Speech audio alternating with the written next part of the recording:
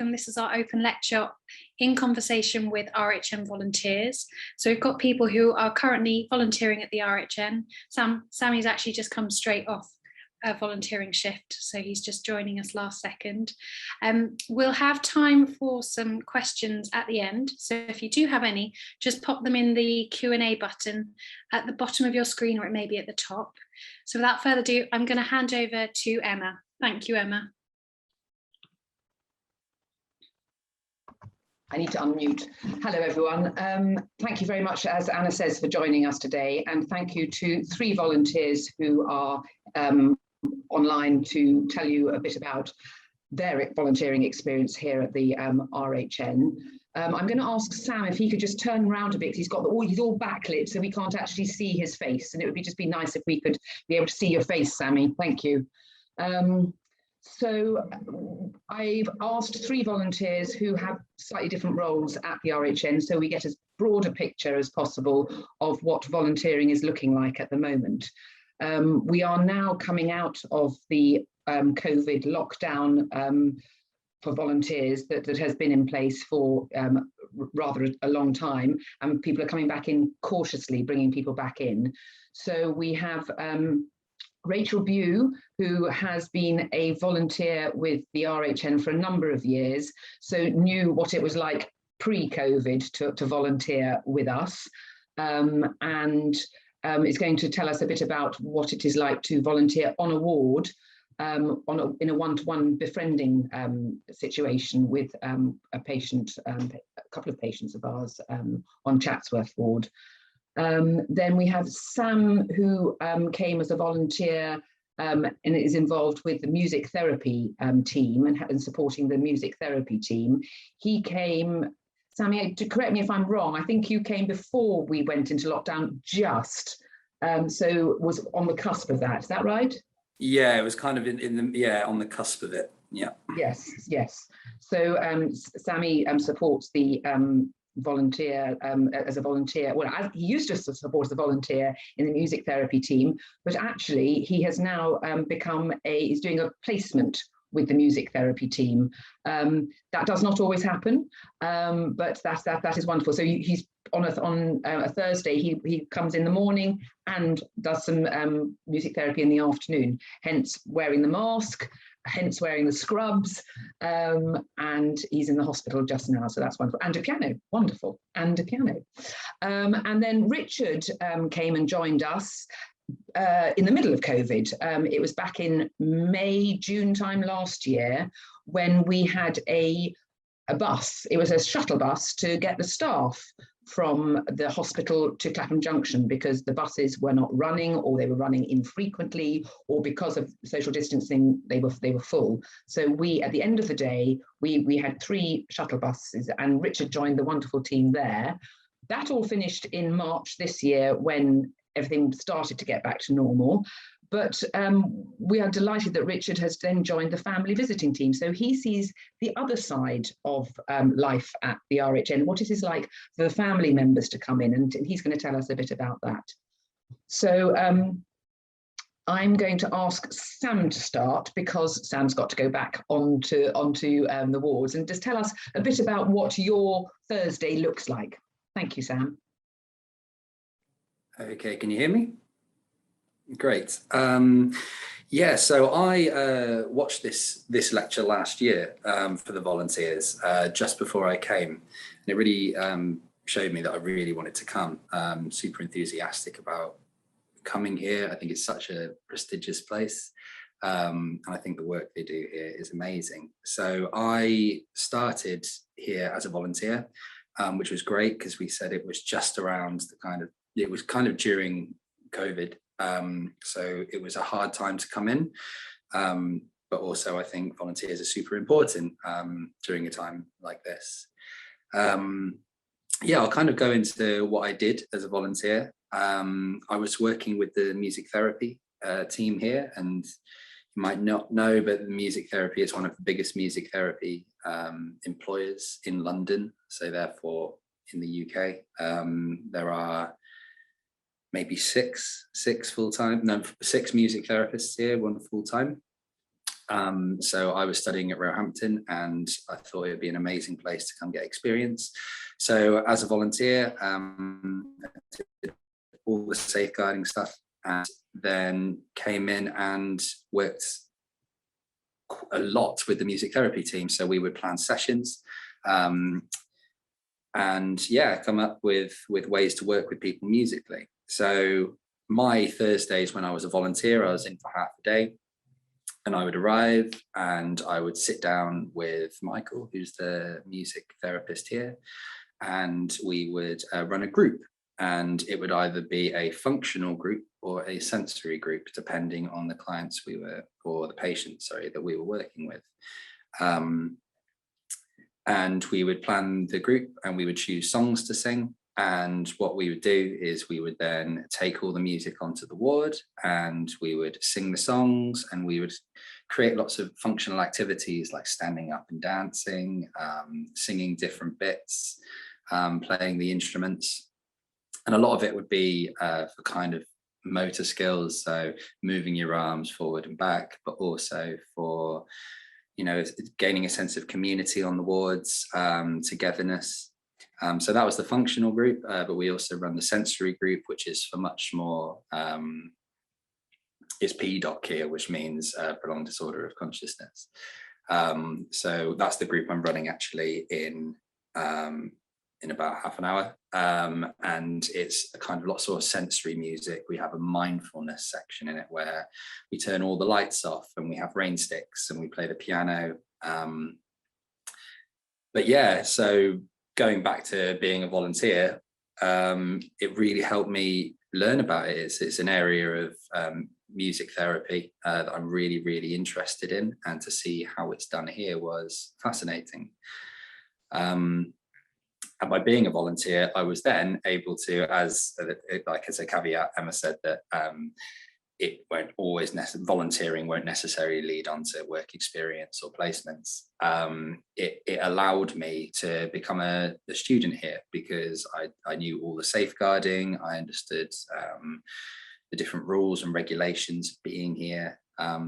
So for me personally, it was a great step to continue here in a kind of higher capacity, and now I'm here full days, and I run the group, and I've just seen an individual client, sorry, I say client, an individual patient here.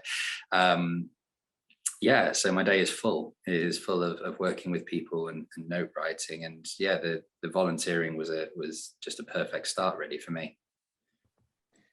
Thank you, Sam. And you did mention that about the fact that it's kind of segued into some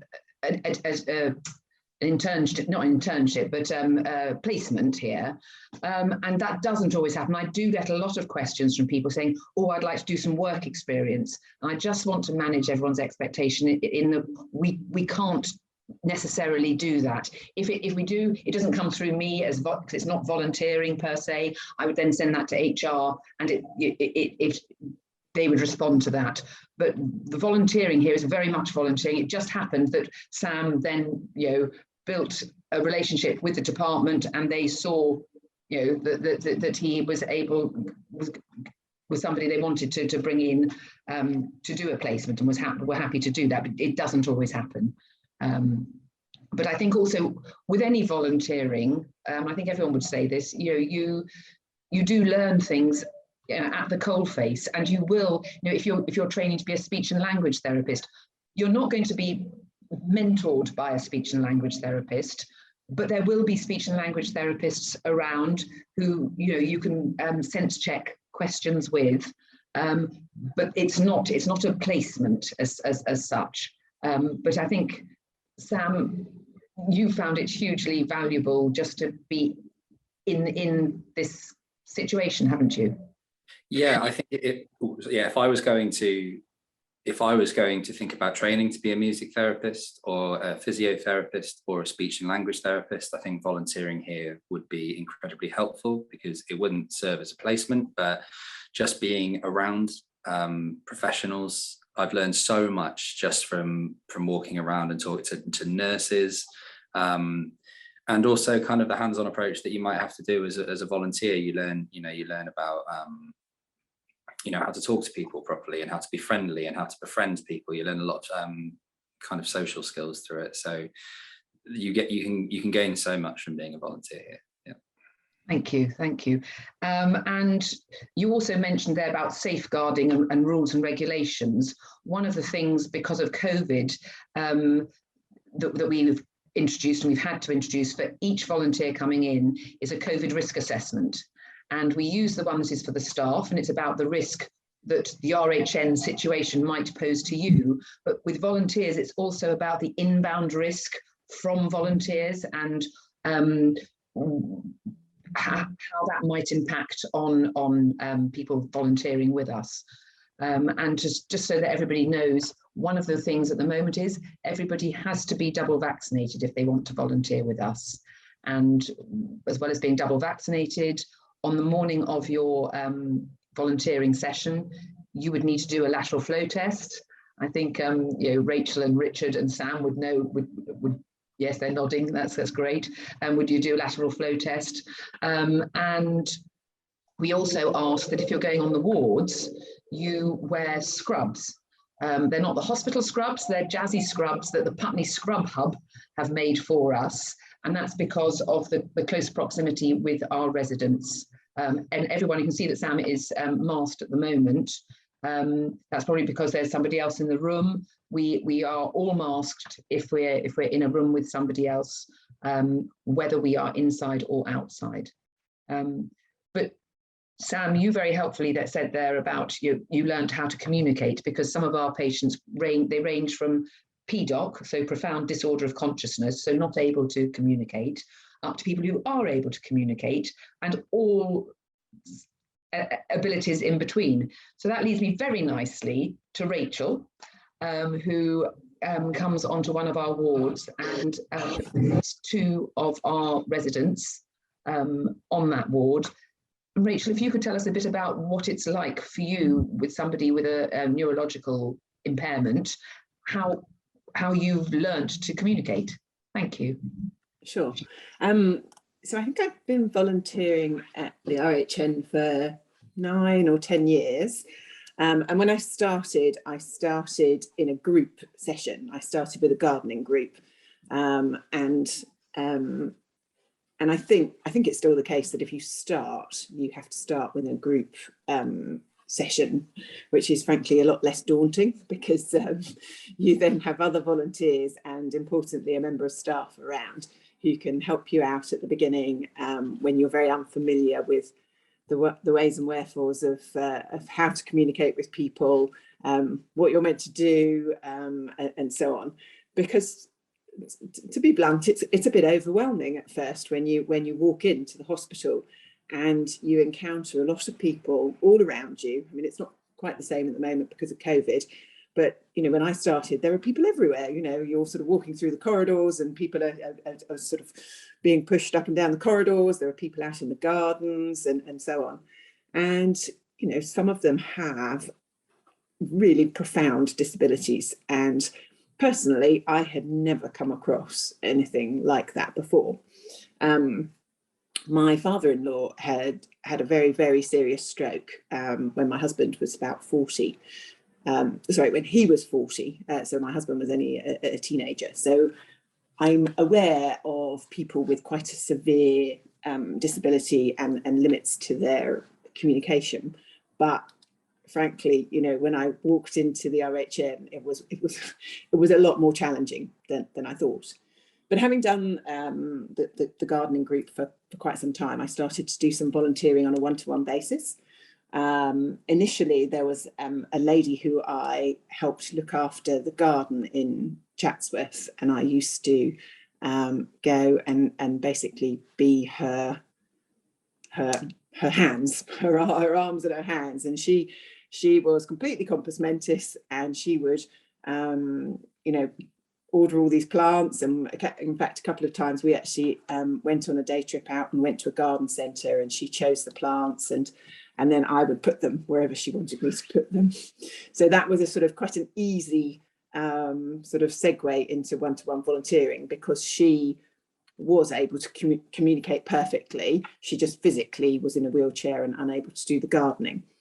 So having done that for several years, I then moved on to volunteer with the couple of gentlemen who I do speak to now every week, and they're both quite different. So one of them, and I've been volunteering with both of them for about seven years now. One of them has locked-in syndrome, which for anyone who doesn't know what that is, means that you have 100% of your brain capacity, but you have almost no ability to move anything apart from pretty much your eyes, and you can laugh, which I'll come on to. So there is absolutely zero movement in any arms or legs or anything like that. And so this gentleman is phenomenally intelligent, frighteningly so. He was a research scientist, and I was asked to go along each week and read New Scientist magazine to him, which I think he was unable at the time to be able to get in a digital format that he was able to read. He has a computer which has eye gaze technology on it, so he's able to send and receive emails which he will type with his eyes. He can surf the internet, he writes research papers still, and I know he advises the executive team on some of their sort of infection control stuff, and is very keen now in researching COVID and how we fight it, and not just through antibodies, as he's been telling me recently. And so he wants to communicate. He can communicate through a computer, but I think what is lacking for him is human interaction. And so I would go along and I would read New Scientist magazine to him. And after a few sessions, I realized that, you know, we could communicate far more than just me sitting there reading to him. Basically he would laugh his head off at my mispronunciation of some incredibly long scientific words, which would be in all of these articles. But we could have a discussion afterwards about some of these articles by using this alphabet board where he will flick his eyes up when we get to the right letter. So there is a way to communicate with people with locked-in syndrome. It can be quite laborious and time-consuming. It can also be hilarious. So, you know, sometimes I will guess words and he'll sort of roll his eyes at me, and I'm sure if he could speak, he would say idiot or something worse. But we have a laugh together, and I think that that's one of the things that he enjoys and gets out of the session. I treat him as a normal person. I don't treat him as a disabled person in hospital who I happen to visit. You know, I will take the mickey out of him. He absolutely takes the mickey out of me, and will laugh his head off if I do something stupid, which happens quite frequently. And it's nice. I mean, as I say, I've been seeing him for 7 years, and several of the staff members, since I've come back post COVID, have said how lovely it is that we're just having an absolute riot in his room and sort of laughing our heads off, and that it's, you know, that's something I think he values. I think he values being treated as a normal person, and I will ask him questions that I don't know the answer to, and he will laboriously tell me the answer, and that's fine. And then he'll send me emails afterwards when I've gone home, and, you know, it'll say things like, oh, Rachel, you asked me about X or Y. Well, here's the answer, because he can then type things out more easily. So that's great. And I frankly, I view him as a friend. You know, he had his 50th birthday a couple of years ago. I got invited to his party in the hospital, and it's lovely.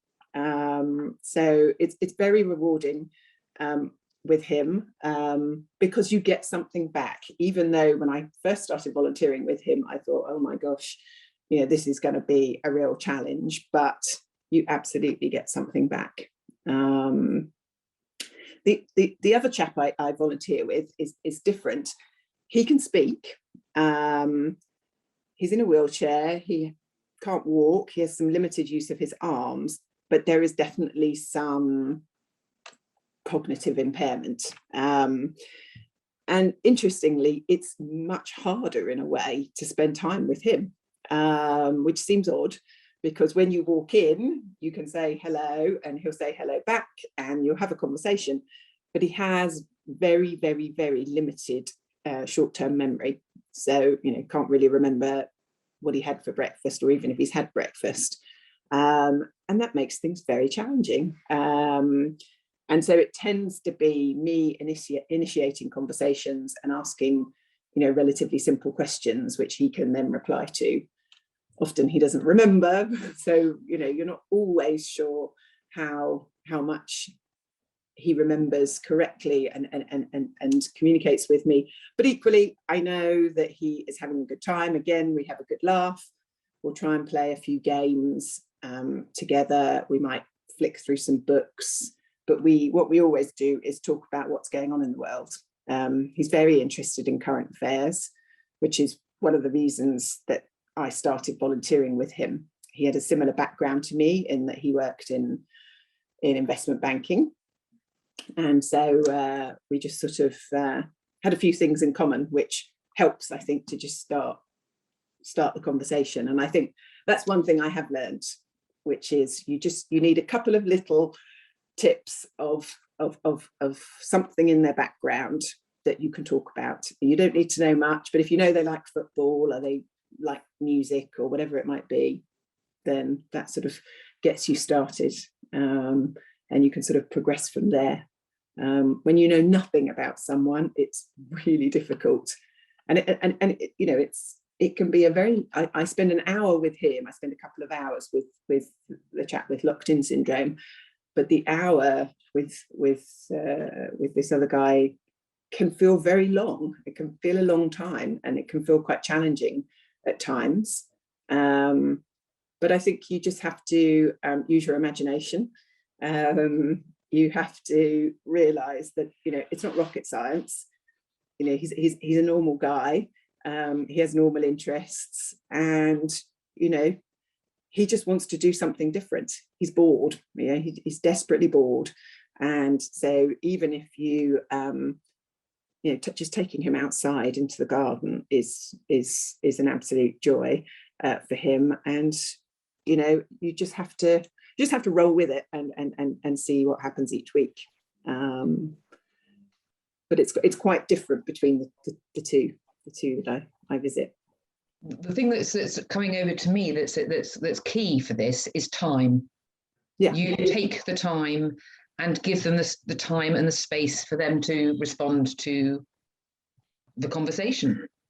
Yeah, that's right. I think I realised when I first started volunteering at the hospital that the staff are all lovely, but the staff are very busy. As in every hospital, in every care home setting that you're ever going to come across in the whole world, staff are very busy. And, as much as people like to sort of stop by and sort of stick their head in the door and say hello to residents, which they absolutely do, they don't always have the time to sort of stop and chat for 5-10 minutes. And so I think, human interaction is really important. And it was particularly so after COVID, obviously, when, a lot of the residents had 0 visitors for, I don't know, 9 months or something like that. So, and also, as I say, being treated as a friend, as opposed to, I think staff are always going to be more likely to treat you as a patient. It's just obvious that that's their job. Whereas for me, it's not my job. I don't have to go in. But when I do go in, I can treat them as a friend. And there's banter, which I think is, it normalizes things and reduces the isolation. Yeah, no, that's absolutely right. That's absolutely right. And just getting them off the ward, I think, is also important. And you mentioned how it's helpful to have tips to start the ball rolling. Well, now we've just been developing, Brenda, who is now taken over in the Leisure and Family Services Department with where volunteering is based. We've just been updating referral form, so that when somebody on one of the wards refers somebody saying this person would benefit from having a volunteer to come and visit, we do have some background. You know, what's their musical taste? You know, what languages do they speak? Because that can be, if someone's got languages.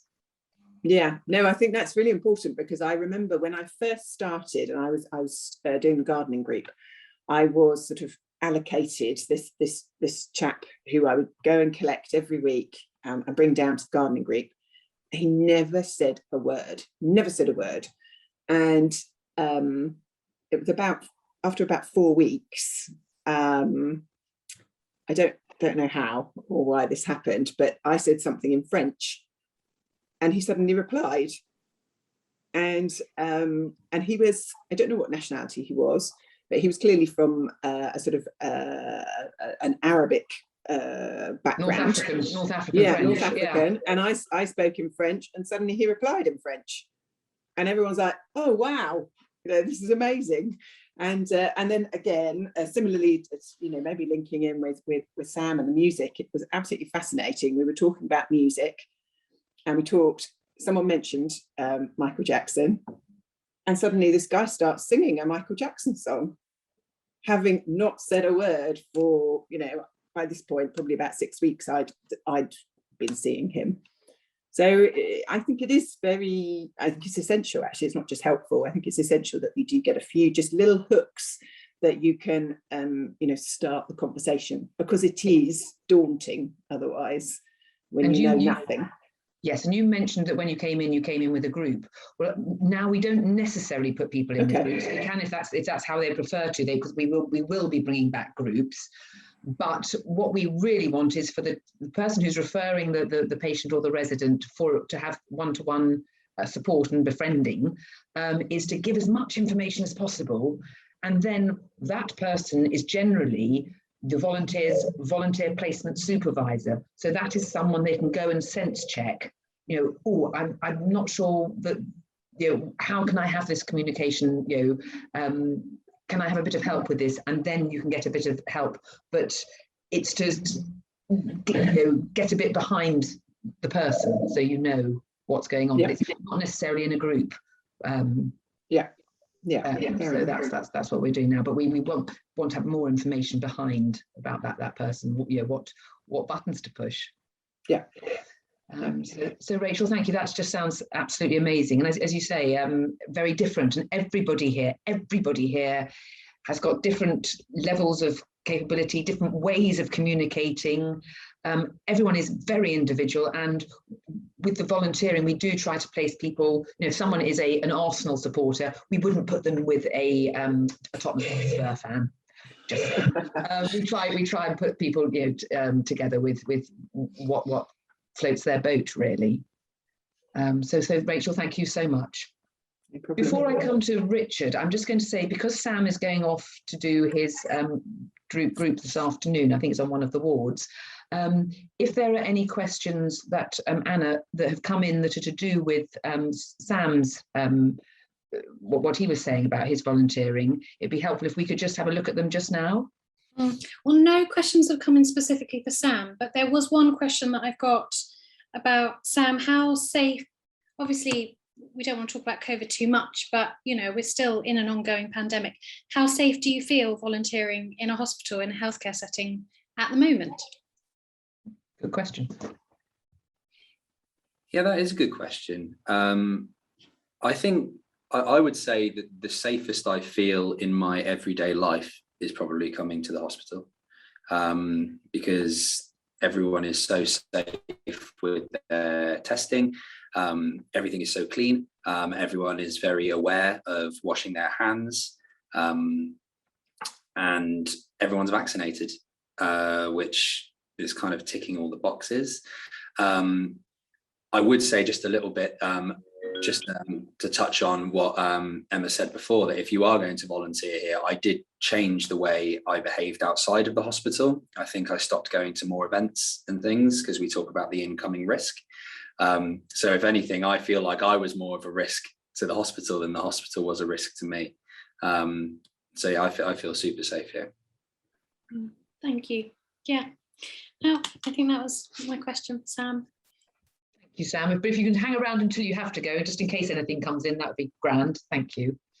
So over to Richard. If you could just give us a bit of background of how you arrived, you know, at the RHN and the 2 roles you've had and what it's been like for you. Thank you, Richard.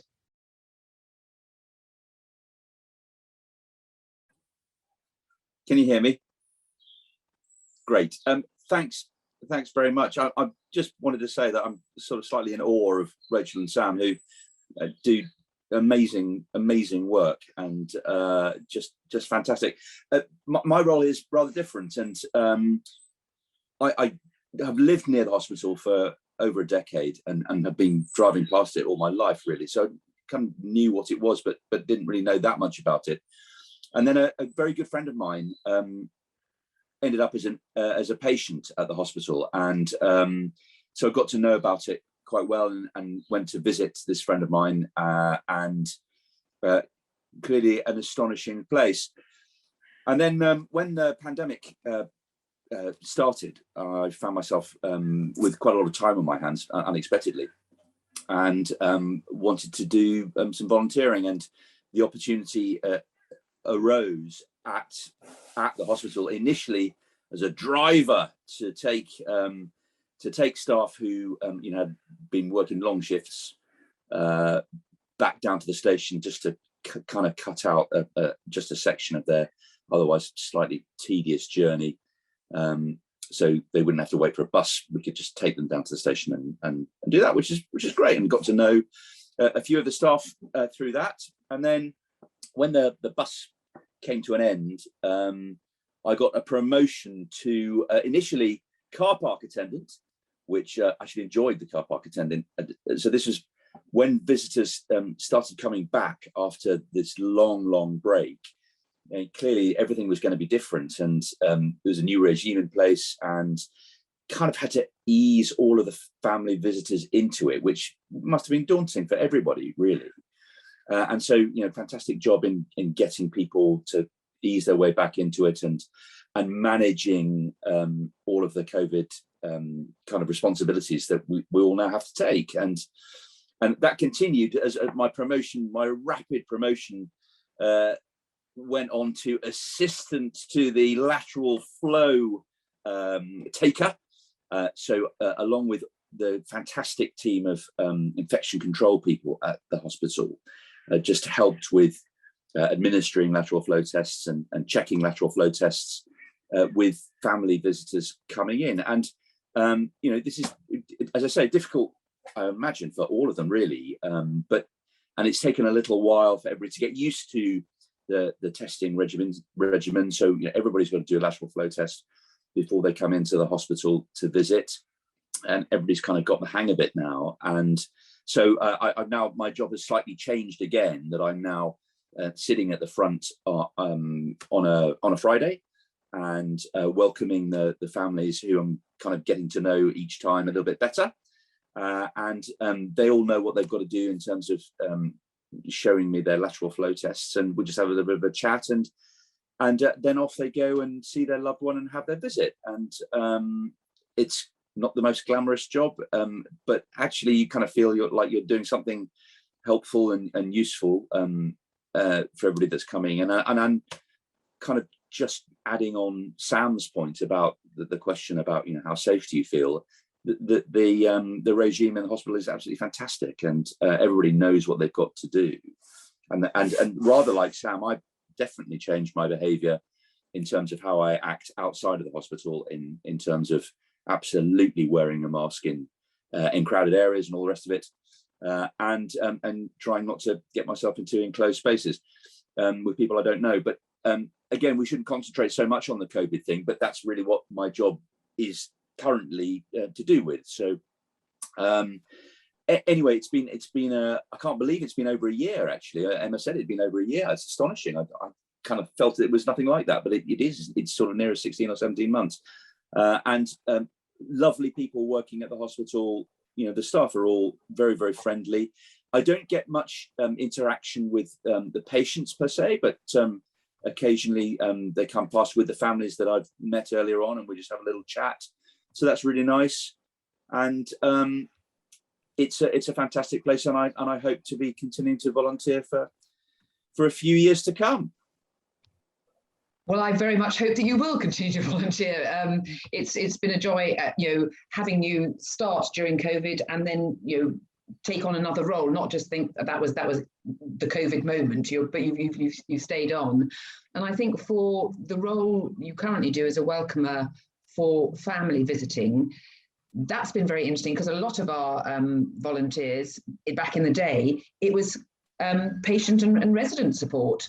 But this is very much family support, and in amongst everything that's been going on, that's been fantastic for them. And for some of the families, for 2 of our wards, which are the brain injury service, so people who come to us for rehabilitation for a shorter period of time, those family members are coming to the hospital for the first time. They don't know us, and you're almost the first person they see.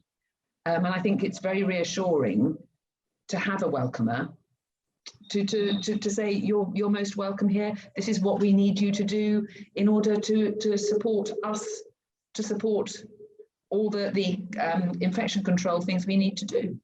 Well, I think that's a really important point, is that you're right, that some of the people who come into hospital, it's the first time they've ever been there, and they might be in a pretty precarious state themselves. They don't know what to expect. They've got a loved one who's ended up at the hospital for whatever reason, and they need reassurance, and they want to know that everything is well at the hospital. And if the first thing that they get is a happy smiling face welcoming them and saying, great to see you, and here's how it goes, and I think that does make a difference. And as I think Rachel mentioned, the staff are all super busy, super committed to doing all the stuff that they've got to do.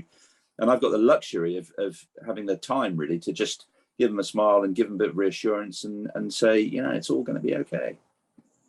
Yes, that's it. It has been quite something, because our visitors are not able to come back. They come twice a week, and they can have 2 visitors for each resident twice a week. So it's not as, whereas before some family members kind of were here all the time. So it's managing their expectations, I think, as well. In the first instance, I think, when people were coming back, but now they're able to go back onto the wards, so it is good. Yeah, I mean, and then you can see in people's, noticed over the last few months, what a great relief it's been for so many people to be able at last to come back and spend that time that they've not been able to. And that's absolutely amazing. And and it's getting better, and people now understand the routine, and kind of everybody's on it, so it's easier for people, and that's great. I think when things change can be scary. So it's just making that as easy as possible. So being part of the welcomer team is fantastic. So that's been great. So thank you very much. That's been a pleasure. So Anna, have there been any questions that have come in? Well, so I've got a couple. Well, actually, can I put that same question as Sam to the other 2? How safe do you feel coming into a healthcare setting, obviously during a global pandemic? We obviously put all the places in measure, but just to get your point of view. Well, I've kind of alluded to it before, and I, like Sam, I'm completely safe. And when you meet the unbelievably dedicated infection control team, that you're in good hands. I mean, they have absolutely got this wrapped up, and goodness me, I feel utterly safe within the hospital environment. Yeah, I mean, I'd echo that. It's definitely the safest place that I spend any of my time in the week. So yeah, I mean, I'll be really honest. I mean, at times it feels a bit laborious. There are so many things you have to do, and checks and balances and all the rest of it, that you think, oh my gosh, this is a bit sort of almost pedantic the way some of it's done. But then you step back and you're like, well, no, these are amongst the most vulnerable people that are anywhere in the country, and so it's absolutely right that they need to be protected. And at the end of the day, it's not a really big thing for any of us. But as I said to Emma earlier, wearing scrubs is not my favourite part of the role. Not even the jazzy ones, not even the ones. Well, I don't know. I did get a very retro sort of 70s tablecloth kind of pair of trousers to wear the other week, which were definitely not my colours. They were sort of yellow, orange and brown. And, you know, what can I say? I wore them. Yes, and I think no, I was just going to say, the one thing it always does is that the two people I visit, they always think it's hilarious. so there's a bonus in there somewhere. There is. Not necessarily for you. No. And I think one of the other things, of course, with the wearing of the masks, for some of our residents, that's quite disconcerting, or has been. So there's an awful lot more that needs to happen with the eyes and the eyebrows, with the communications on the wards, and it's important to recognise that as well. I think people are more aware of it. You know, it is the new normal. Yeah, I think that's right. I mean, you know, you're on the wards and every staff member is wearing a mask. Obviously, every volunteer, every visitor is wearing a mask. So it's only the residents themselves who aren't, and they are obviously very protected. They're not leaving the hospital, and anyone who comes in to visit them is being tested, you know, incredibly regularly. And, you know, you've got all these other infection control measures in place. So, but I think, as you say, they can't see you smile. So you've got to make clear in other ways, you know, your feelings or emotions. So, you know, you just have to work a little bit harder at it. Yeah. So at the moment, what we're looking to do is to bring more volunteers back in. It is going to take time because there has to be the COVID risk assessment for each person. There is then the induction, just so people know what to expect. There's an induction which, you know, has changed because of the COVID measures that we need to put in place, and the ways we communicate and everything. But that said, we are bringing people back in, but we don't want to have too many people on a ward, because then there's the whole space issue. But I recognise that some people can do different times. Some people can do weekends, some people can do different mornings or afternoons. So we do try to put people in roles that are going to be as, you get as much from as you give. I think that's important. Emma, that brings me on to the question, for anyone who's looking for volunteering opportunities after work or after school, are there evening volunteering opportunities?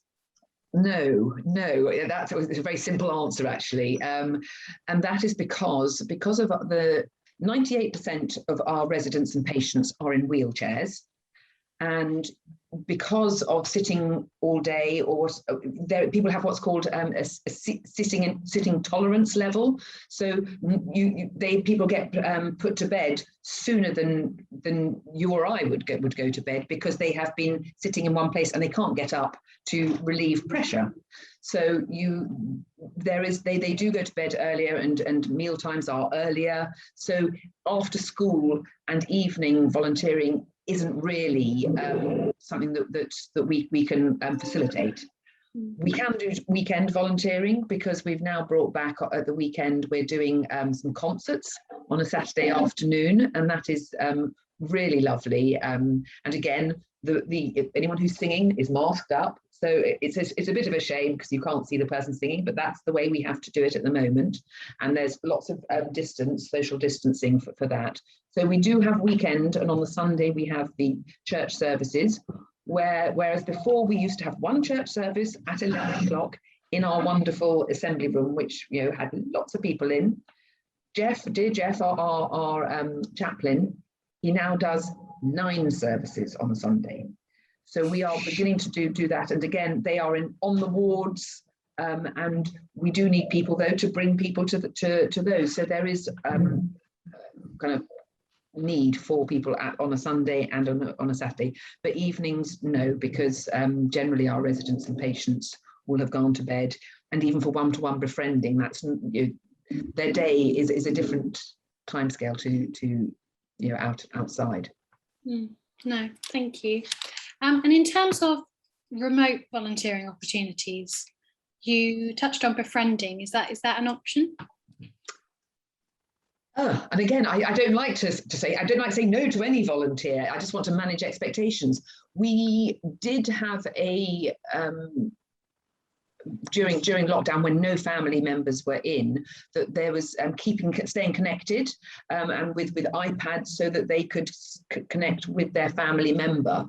But that was hugely time consuming, and so it would almost need a volunteer on one end and a volunteer outside to facilitate that, because if someone needs to hold a laptop or an iPad, and they need someone to do that for them. So there would, however, be merit, I think, in pen pals and emails, and I think that's something that, you know, one of my volunteers used to send postcards to the wards, which was lovely, and that was lovely for the staff and our residents and patients. But again, we have, with the shuttle bus, some of our stuff has been at once remove.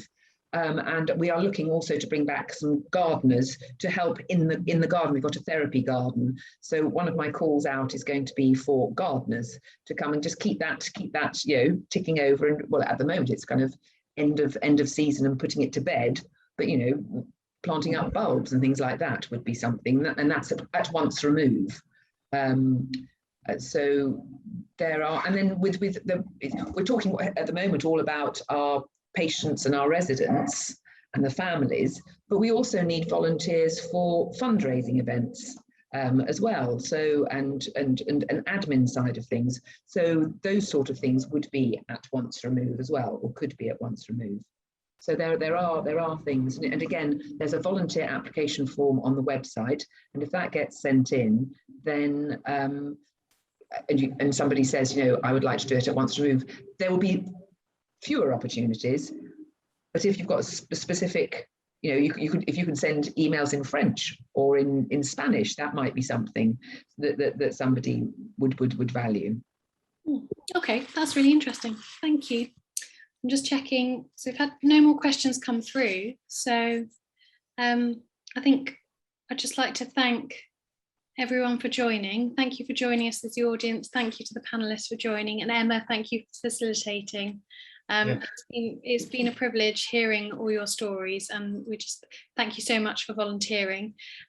We'll record this talk, and it will be on the website in the next few days. So for anyone who missed it, or you know of anyone who would be interested, please just let them know, and they can watch this for more information. Thank you. Thank you, Anna. Thanks, Al. Thanks, Richard. Thanks very much. Bye.